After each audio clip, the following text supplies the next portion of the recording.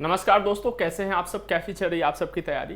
तो जैसा कि हम सभी जानते हैं, आगामी महीनों में उत्तर प्रदेश और बिहार की बात करें या तमाम हिंदी भाषी राज्यों की बात करें तो कई महत्वपूर्ण परीक्षाएं लगी हुई हैं। अगर हम उत्तर प्रदेश के नज़रिए से देखें तो आप कह सकते हैं बीईओ की परीक्षा, आरओ की परीक्षा, बिहार में पीसीएस की परीक्षा लगी हुई है। ठीक है, तो इन सब परीक्षाओं में करंट अफेयर का एक बड़ा हिस्सा शामिल होता है। इस सेगमेंट की जो है कि भूमिका आपकी सफलता में बहुत अधिक हो सकती है। तो हम लोग करंट अफेयर में क्वेश्चन के माध्यम से हम लोग उसकी व्याख्या देखते हुए चलेंगे विस्तार से। ठीक है, तो चलिए पहले क्वेश्चन से शुरू करते हैं। हाल की खबरों में रहे चक्रवात बिपारजॉय का उत्पत्ति क्षेत्र क्या है? अरब सागर, बंगाल की खाड़ी, अदन की खाड़ी या मन्नार की खाड़ी? तो ऑप्शन ए इस प्रश्न का सही है, अरब सागर। ठीक है, अब इसके बारे में हम लोग देख लेते हैं। ठीक है, भारतीय मौसम विज्ञान विभाग ने आईएमडी ने गुजरात के सभी बंदरगाहों के लिए सुरक्षा एडवाइजरी जारी करी है। ठीक, एक चक्रवात बिपारजॉय है, खबरों में है तो आप सभी ने सुना होगा। यह जो बिपारजॉय है, बिपारजॉय नाम मूलतः बांग्लादेश के द्वारा दिया गया है। जो विश्व मौसम विज्ञान संगठन है WMO, वह उष्णकटिबंधीय चक्रवात के नामकरण के लिए एक वर्णानुक्रम का पालन करता है और इसमें जो सदस्य देश हैं वो नाम प्रस्तुत करते हैं। प्रत्येक चक्रवात के बाद अगले चक्रवात का नाम रखा जाता है। ठीक है, अब बात करें कि जो बांग्लादेश ने, इसका मतलब बांग्लादेश ने बिपारजॉय नाम प्रस्तावित किया था। बंगाली में जिसका अर्थ होता है आपदा, बंगाली में बिपारजॉय का अर्थ होता है आपदा। इसी हिसाब से चूंकि वर्णानुक्रम का अनुसरण किया जाता है और प्रत्येक देश नाम प्रस्तावित करते हैं, तो अगले चक्रवात का नाम जो है वह भारत के सुझाव पे रखा जाएगा और उसका नाम क्या होगा? तेज होगा, ध्यान रखिएगा। चलिए आगे देख लेते हैं। अब अरब सागर में चक्रवात आया है तो इसके बारे में थोड़ी बात करते हैं। अरब सागर में चक्रवात बनने के लिए जून का महीना बहुत ही अनुकूल होता है। ऐसा विशिष्ट वायुमंडलीय और समुद्री परिस्थितियों के कारण होता है जो कि इस दौरान चक्रवात के विकास के लिए अनुकूल है। ठीक है, अब अरब सागर में या चक्रवात का निर्माण की हम बात करें तो कम दबाव वाली प्रणालियों के परिणाम स्वरूप चक्रवात का निर्माण होता है और गर्म समुद्र के पानी पर यह विकसित होता है। ठीक, गर्म समुद्री सतह का जो तापमान होता है वो चक्रवातों के निर्माण और तीव्रता के लिए एक आवश्यक ऊर्जा और कह सकते हैं नमी प्रदान करता है। ठीक, अगर हम बंगाल की खाड़ी से अरब सागर के क्षेत्र की तुलना करें तो बंगाल की खाड़ी आमतौर पर अपने उच्च तापमान के लिए जानी जाती है, जबकि तुलनात्मक रूप से जो अरब सागर है, अरब सागर का क्षेत्र का तापमान निम्न होता है। अब अरब सागर भी जलवायु परिवर्तन के कारण बढ़ते पानी के तापमान का अनुभव कर रहा है। इस कारण यह बढ़ता तापमान अरब सागर के समग्र तापन में योगदान देता है, जिससे चक्रवात निर्माण और तीव्रता के लिए अनुकूल वातावरण बनता है। ठीक, चलिए अगर हम अपने अगले प्रश्न पे आए तो अगला प्रश्न है एयर डिफेंडर। एयर डिफेंडर नामक अभ्यास निम्नलिखित में से कौन आयोजित कर रहा है? हमारे सामने जो ऑप्शन है क्वाड, नाटो, बिम्स्टेक या सार्क। तो इस प्रश्न का जो उत्तर है यह कर रहा है नाटो कर रहा है। ठीक है, एयर डिफेंडर नाटो कर रहा है। इसका जो पूरा नाम है एयर डिफेंडर 23। ठीक है, तो नाटो यूरोप में अपना ये सबसे बड़ा वायु सेना डिप्लॉयमेंट अभ्यास है। नाटो का यूरोप में सबसे बड़ा वायुसेना डिप्लॉयमेंट अभ्यास है और यह 12 जून से शुरू होकर लगभग 10 दिनों तक चलेगा। तो हम कह सकते हैं कि 22 जून तक चलेगा। इसमें 25 नाटो और साझेदार देश शामिल होंगे। इसका जो एयर डिफेंडर जो आयोजित किया जाएगा यह मुख्यतः जर्मनी में आयोजित किया जाएगा और ये जो अभ्यास है एयर डिफेंडर, डिफेंड करना मतलब रक्षा करना, तो इसी से निकल के आ रहा है कि यह रक्षात्मक प्रकृति का अभ्यास है। यह क्या है? रक्षात्मक प्रकृति का अभ्यास है। इसका जो प्राथमिक उद्देश्य है यह भाग लेने वाले सदस्य देशों की जो रक्षा क्षमता है उसका बढ़ाना, जो साझेदार देश हैं उनकी रक्षा क्षमताओं को बढ़ाना और तमाम संभावित चुनौतियों का सामना करने की तैयारी सुनिश्चित करना। ठीक है, इसी के साथ साथ यह अभ्यास रूस सहित अन्य देशों के लिए एक संदेश भी है जो कि यह बताता है कि नाटो ग्रुप है ये अपने सदस्य देशों की सुरक्षा के लिए प्रतिबद्ध है। ठीक है, अभी हालांकि रशिया यूक्रेन वार के संदर्भ में भी यह एयर डिफेंडर जो एयर प्रैक्टिस है ये काफी महत्वपूर्ण हो जाता है। चलिए, यह अभ्यास संभावित खतरों को दूर करने और क्षेत्रीय स्थिरता बनाए रखने के लिए जो गठबंधन की प्रतिबद्धता है, नाटो का जो गठबंधन की प्रतिबद्धता है कि हम जो अपने सदस्य देश हैं उनके सुरक्षा में सब लोग एक साथ आएंगे और इस तरीके से क्षेत्रीय स्थिरता बनी रहे और सबकी सुरक्षा बनी रहे, ये उसको भी परिलक्षित करता है या इसको भी प्रदर्शित करता है। ठीक, अब हम अगर नाटो के बारे में बात कर ले तो नाटो की स्थापना 1949 में हुई थी। 1949 में हुई थी। नाटो का मुख्यालय कहाँ है? तो नाटो का मुख्यालय बेल्जियम के ब्रुसेल्स में है और नाटो का पूरा जो नाम है नॉर्थ अटलांटिक, ठीक है, नॉर्थ अटलांटिक संधि संगठन या उत्तर अटलांटिक संधि संगठन इसका पूरा नाम है, Treaty Organization, North Atlantic Treaty Organization. उत्तरी अमेरिकी और यूरोपीय देशों के बीच यह सैन्य गठबंधन है। यह हमको ध्यान रखना है कि इनमें कौन कौन से क्षेत्र के देश शामिल हैं। तो इसमें उत्तरी अमेरिकी देश शामिल है और यूरोपीय देश शामिल है। ठीक है, इनके बीच ये क्या है? एक सैन्य गठबंधन है, एक सैन्य गठबंधन है। और यह शीत युद्ध के दौरान सोवियत जो संघ का विस्तार को रोकने और सदस्य राज्य जो थे इसके उनके संभावित आक्रमणों से बचाने के लिए एक रक्षा समझौते के रूप में इसका विकास हुआ था। अगर हम इसके अब नाटो के बारे में अगर हम बात करें तो क्या संयुक्त राज्य अमेरिका इसका सदस्य है? तो अभी हम इसके संस्थापक सदस्य के बारे में देख लेते हैं। तो संयुक्त राज्य अमेरिका इसका संस्थापक सदस्य है, उत्तरी अमेरिकी में से, और कनाडा है। ठीक है, ये संस्थापक सदस्य हो गए और इसके 10 यूरोपीय देश और इसमें शामिल है संस्थापक सदस्य के रूप में। बेल्जियम हो गया, डेनमार्क हो गया, फ्रांस हो गया, आइसलैंड हो गया, इटली हो गया, लग्जमबर्ग हो गया, नीदरलैंड हो गया, नॉर्वे, पुर्तगाल और यूनाइटेड किंगडम, यूके भी इसमें शामिल है। ठीक है, तो हमको ये ध्यान रखना है संयुक्त राज्य अमेरिका और कनाडा भी शामिल है, यूनाइटेड किंगडम भी इसमें शामिल है, फ्रांस भी शामिल है। ये महत्वपूर्ण नाम हमको ध्यान में रखने हैं। ठीक है, चलिए आगे चलते हैं। सैन्य गठबंधन है हमने देख लिया, आगे चलते हैं। अगला जो है उत्तर प्रदेश के संदर्भ में है।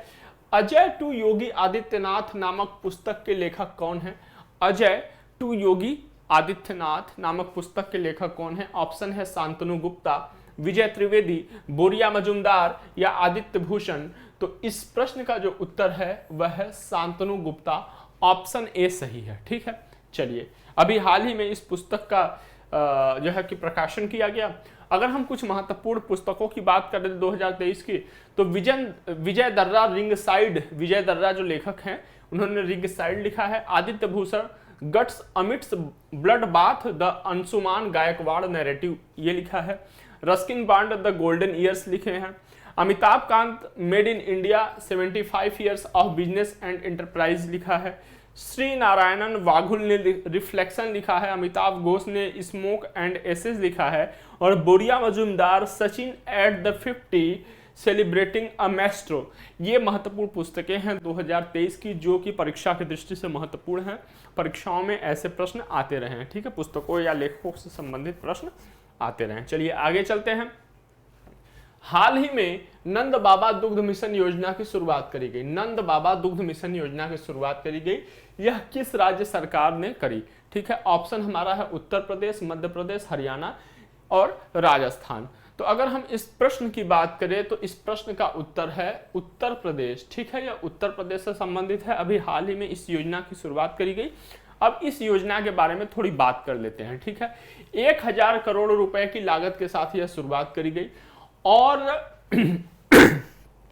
इस जो योजना का उद्देश्य यह है कि उत्तर प्रदेश को दुग्ध विकास और दुग्ध उत्पादन के क्षेत्र में अग्रणी राज्य बनाने के लिए यह उत्तर प्रदेश सरकार का एक स्वप्न है, एक मिशन है।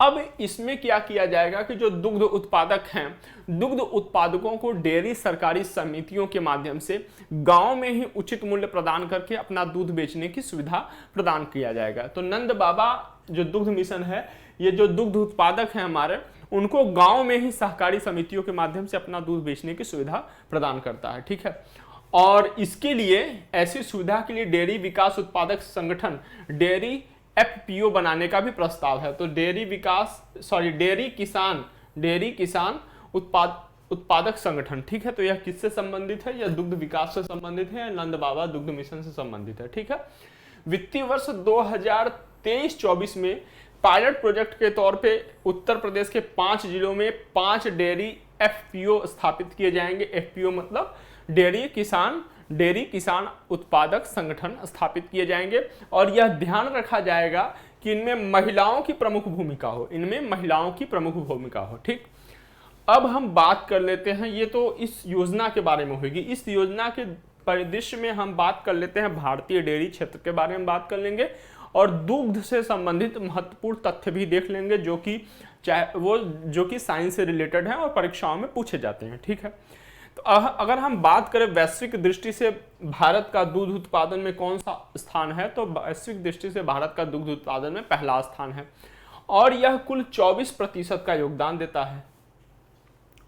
ठीक है, अगर हम आगे देखें तो इसके बाद भारत के बाद सेकंड स्थान पे है संयुक्त राज्य अमेरिका, थर्ड पे है चाइना, फोर्थ पे है आपका पाकिस्तान और ब्राजील है आपका 5th नंबर पे। चलिए, अब चूंकि वैश्विक दृष्टि से देशों की बात हो गई तो हम अपने देश में राज्य स्तरीय रैंक की बात कर ले तो 5 शीर्ष दूध उत्पादक राज्य में अगर हम देखें तो उत्तर प्रदेश हमारा फर्स्ट पे है, फिर राजस्थान हमारा सेकंड पे है, मध्य प्रदेश या एमपी हमारा थर्ड पे है, गुजरात हमारा 4th पे है और 5th नंबर पे हमारा है आंध्र प्रदेश, ये 5th नंबर पे है। ठीक, अब बात करते हैं प्राथमिक क्षेत्र की। प्राथमिक क्षेत्र में डेयरी उद्योग एकमात्र ऐसा सेगमेंट है जो कि राष्ट्रीय अर्थव्यवस्था में 5% का योगदान करती है। तो प्रश्न आपसे पूछे कि डेयरी उद्योग का भारत की राष्ट्रीय अर्थव्यवस्था में कितना योगदान है, तो 5% का योगदान करती है लगभग एन एवरेज। हालांकि पिछले मतलब कुछ वर्षों से यह 6.4 तक पहुंच रहा है। ठीक है, चलिए, 8 करोड़ लोग डेयरी उद्योग में प्रत्यक्ष और अप्रत्यक्ष रूप से कार्यरत है भारत के डेयरी उद्योग में। ठीक, अब दूध और दुग्ध उत्पादों से जुड़े कुछ महत्वपूर्ण तथ्यों को अगर हम देख ले तो भारत में अगर हम प्रति व्यक्ति दुग्ध उपलब्धता की बात करें प्रतिदिन तो यह 406 ग्राम है। कितना है? 406 ग्राम। ठीक है, ये है। साधारण दूध में 85% जल होता है और शेष भाग में खनिज और वसा होता है। 85% दूध में क्या होता है? जल होता है। ठीक है, बाकी में जो भी महत्वपूर्ण चीजें होती हैं, खनिज हो गया, वसा वगैरह होता है। दूध प्रोटीन, कैल्शियम और राइबोफ्लेविन को विटामिन B2 कहते हैं, उससे युक्त होता है। तो दूध प्रोटीन, कैल्शियम और राइबोफ्लेविन या विटामिन B2 से युक्त होता है। दूध में विटामिन A, विटामिन D, के और ई सहित फास्फोरस, मैग्नीशियम, आयोडीन व कई खनिज और वसा तथा एनर्जी देने वाले पदार्थ, मतलब वो आप समझ सकते हैं पदार्थ भी शामिल होते हैं, लवण भी शामिल, मतलब खनिज भी उसमें शामिल होते हैं। ठीक है, अब इसीलिए दूध को संपूर्ण भोजन भी कहा जाता है। दूध को क्या कहा जाता है? संपूर्ण भोजन के रूप में भी मान्यता प्रदान की जाती है। लैक्टोमीटर के द्वारा दूध की शुद्धता की माप करी जाती है। प्रश्न अगर आपसे पूछे, प्रश्न हालांकि पूछता भी है कि राष्ट्रीय दुग्ध अनुसंधान संस्थान कहाँ अवस्थित है, तो यह हरियाणा के करनाल में स्थित है। ध्यान रखिएगा, हरियाणा के करनाल में स्थित है राष्ट्रीय दुग्ध अनुसंधान संस्थान। और दूध में लैक्टोज नामक एक कार्बनिक यौगिक पाया जाता है। अगर हम ताजे दूध का पीएच मान देखें तो वो 6 होता है और दही का पीएच मान क्या होता है? 6 से कम होता है। दही जमाने के लिए लैक्टोबैसिलस नामक जीवाणु जिम्मेदार होता है। दूध से दही जमाने के लिए लैक्टोबैसिलस नामक जीवाणु जिम्मेदार होता है। ठीक है, चलिए आगे देख लेते हैं, अगले प्रश्न पे चलते हैं। अगला प्रश्न है, वैश्विक दृष्टि से भारत कच्चे इस्पात के उत्पादन में कौन सा स्थान रखता है? अभी हाल ही में भारत के इस्पात, मतलब ये इस्पात उत्पादन के क्षेत्र में भारत का स्थान परिवर्तन हुआ है, तो कौन सा स्थान रखता है? प्रथम, द्वितीय, तृतीय या चतुर्थ? तो ऑप्शन बी सही है, द्वितीय स्थान रखता है भारत। अब इसके बारे में देख लेते हैं। ठीक है, अभी इसके पहले, इस वित्तीय वर्ष से पहले भारत चौथा सबसे बड़ा उत्पादक था कच्चे इस्पात का। ठीक है, लेकिन अब चौथा सबसे बड़ा उत्पादक से यह हस्तांतरित होकर दूसरा सबसे बड़ा उत्पादक बन गया है।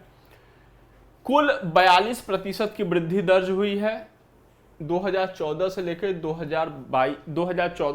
2023 तक के बीच के समय में कुल 42% की वृद्धि हुई है उत्पादन में। ठीक है, अब चूंकि भारत दूसरे स्थान पे है, तो पहले स्थान पे कच्चे स्थान का सबसे बड़ा निर्यातक कौन है?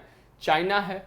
अब विश्व के 5 इस्पात उत्पादक क्षेत्र की बात कर ले, देशों की बात कर ले, जो भी यहाँ पे आंकड़े दिए हैं वो मिलियन मीट्रिक टन में दिए हुए हैं। तो सबसे बड़ा जो है देश है सबसे उत्पादन की दृष्टि से वो है चाइना। ठीक है, 95.7% मतलब 95.7 मिलियन मीट्रिक टन उत्पादन करता है। भारत 11.4 मिलियन मीट्रिक टन उत्पादन करता है। थर्ड नंबर पे है जापान, 7.5 मिलियन मीट्रिक टन उत्पादन करता है। फोर्थ नंबर पे है यूएसए, 6.7 मिलियन मीट्रिक टन उत्पादन करता है। फिफ्थ नंबर पे है रसिया, 6.6 मिलियन मीट्रिक टन उत्पादन करता है। ठीक है, कच्चा इस्पात। अगर निर्यातक कच्चे इस्पात का विश्व में सबसे बड़ा निर्यातक देखें तो यह चाइना है। ठीक है, आगे देख लेते हैं हम लोग। प्रतिवर्ष विश्व महासागर दिवस किस तिथि को मनाया जाता है? विश्व महासागर दिवस प्रतिवर्ष किस तिथि को मनाया जाता है? हमारे ऑप्शन है 6 जून, 7 जून, 8 जून, 9 जून। तो इस प्रश्न का उत्तर है ऑप्शन सी, 8 जून। ठीक है, अब हम इसके बारे में थोड़ी बात कर लेते हैं। विश्व महासागर दिवस पृथ्वी पर जीवन को बनाए रखने में महासागरों की महत्वपूर्ण भूमिका के वैश्विक स्मृति के रूप में यह मनाया जाता है। इसे संयुक्त राष्ट्र द्वारा मान्यता प्रदान किया गया है और यह महासागर से संबंधित जागरूकता को बढ़ावा देता है। ठीक, साथ ही साथ समुद्री पर्यावरण की रक्षा करने के लिए जो महत्वपूर्ण कार्य करने हैं उनको भी प्रोत्साहित करता है। अगर हम विश्व महासागर दिवस 2023 के थीम की बात करें तो planet ocean the tides are changing है। ठीक है, थीम परीक्षाओं में बहुतायत पूछता है, तो याद रखिएगा 2023 की जो थीम है planet ocean the tides are changing, ये थीम है। ठीक है, अब इसके महत्वपूर्ण गतिविधि की अगर बात करें तो यह समुद्री संरक्षण का समर्थन करता है, मछली पकड़ने की जिम्मेदार प्रथाओं को बढ़ावा देता है। ठीक है, जिस तरीके से मछली इस तरीके से मतलब मत्स्यन का कार्य इस तरीके से किया जाए कि उससे समुद्री इकोसिस्टम या ओशियानिक इकोसिस्टम को कोई भी खतरा न उत्पन्न हो, उससे संबंधित कोई क्षति न हो समुद्र को, ऐसी प्रथाओं को बढ़ावा देता है। समुद्री प्रदूषण को कम करने को बढ़ावा देता है। समुद्री आवासों और प्रजातियों के संरक्षण की वकालत करता है कि जो समुद्री आवास है या जो समुद्री स्पीसीज हैं, ठीक है, उनकी संरक्षण किया जाए, उनके आवासों का संरक्षण किया जाए, उनका क्षय न किया जाए। ठीक, अगर विश्व महासागर दिवस के बारे में बात करें तो 1992 में कनाडा के ICOD और OIC द्वारा ब्राजील के रियो डी जेनेरियो में जो आयोजित पृथ्वी शिखर सम्मेलन था वहां पे इसको प्रस्तावित किया गया था। तो हम संक्षेप में ये कहें कि 1992 में कनाडा के द्वारा इसे रियो डी जेनेरियो में आयोजित पृथ्वी शिखर सम्मेलन में प्रस्तावित किया गया था और इसका जो उद्देश्य है वह ग्रह और मानवता के लिए महासागर के महत्व के बारे में जागरूकता बढ़ाना है। आधिकारिक तौर पे वर्ष 2008 में संयुक्त राष्ट्र द्वारा इसे मान्यता प्राप्त हुआ। तो इसे मान्यता प्राप्त कब हुआ? 2008 में हुआ। ठीक है, तो चलिए, अच्छा, इसी के साथ साथ ये सतत विकास जो लक्ष्य में अपना एक लक्ष्य है महासागर के नीचे जीवन, महासागर के नीचे जीवन एक SDG में एक लक्ष्य है, उसका क्रमांक मुझे नहीं याद आ पा रहा, उससे भी संबंधित है, यह उसके कार्यान्वयन को समर्थन करता है। चलिए आगे चलते हैं।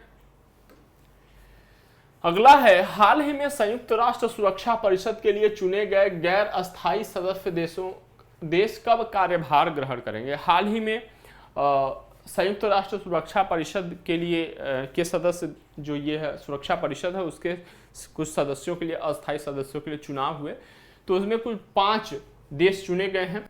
ठीक है, उनका कार्यकाल कब से शुरू होगा? तो उनका कार्यकाल होगा, ऑप्शन है 24 अक्टूबर, 31 दिसंबर, 1 जनवरी या 12 मार्च। तो इसका उत्तर है 1 जनवरी से शुरू होगा। ठीक है,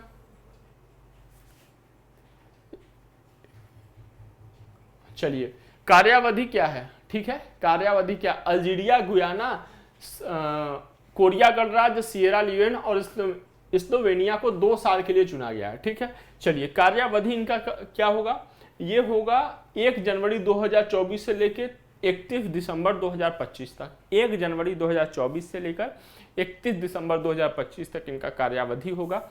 और जो स्लोवेनिया ने बेलारूस को 153 मतों से हराया, ठीक है। और बाकी के जो अल्जीरिया हो गया, सिएरा लियोन हो गया, गुयाना हो गया और कोरिया, ठीक है, कोरिया गणराज्य हो गया, ये निर्विरोध रूप से चुना गया। अब अगर हम बात करें कि ये जो वर्तमान में जो नए सदस्य है, ये अल्बानिया की, ब्राजील की, गैबान की, घाना की और संयुक्त अरब अमीरात की जगह लेंगे, ठीक है। तो कौन कौन बाहर होंगे? अल्बानिया बाहर होगा, ब्राजील बाहर होगा, गैबान बाहर होगा, घाना बाहर होगा और संयुक्त अरब अमीरात बाहर होगा, ठीक है। अब हम अस्थायी सदस्यों की चुनाव की बात करते हैं।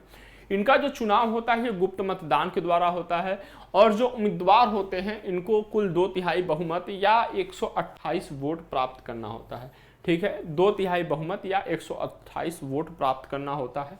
कितने का? 192 का, ठीक है, 192 का 128, ठीक। चलिए, संयुक्त राज्य सुरक्षा यूएनएससी की बात करें, संयुक्त राष्ट्र सुरक्षा परिषद की बात करें, तो संयुक्त राष्ट्र सुरक्षा जो की स्थापना हुई थी इसकी 1945 में हुई थी संयुक्त राष्ट्र चार्टर के द्वारा। और यह संयुक्त राष्ट्र संघ के जो 6 प्रमुख अंग हैं उन अंगों में से एक है। इसके 5 अन्य अंगों की बात करें तो संयुक्त राष्ट्र महासभा, ट्रस्टीशिप काउंसिल हो गया, आर्थिक और सामाजिक परिषद हो गया, अंतर्राष्ट्रीय न्यायालय हो गया और सचिवालय, ये 5 अन्य अंग हैं, ठीक है। और संयुक्त राष्ट्र सुरक्षा परिषद के 5 स्थायी सदस्य होते हैं या होते हैं कह सकते हैं, क्योंकि आगे बढ़ाने की बात करी जा रही है लेकिन उस पर वीटो लगा दे रहा है बार बार चीन, ठीक है।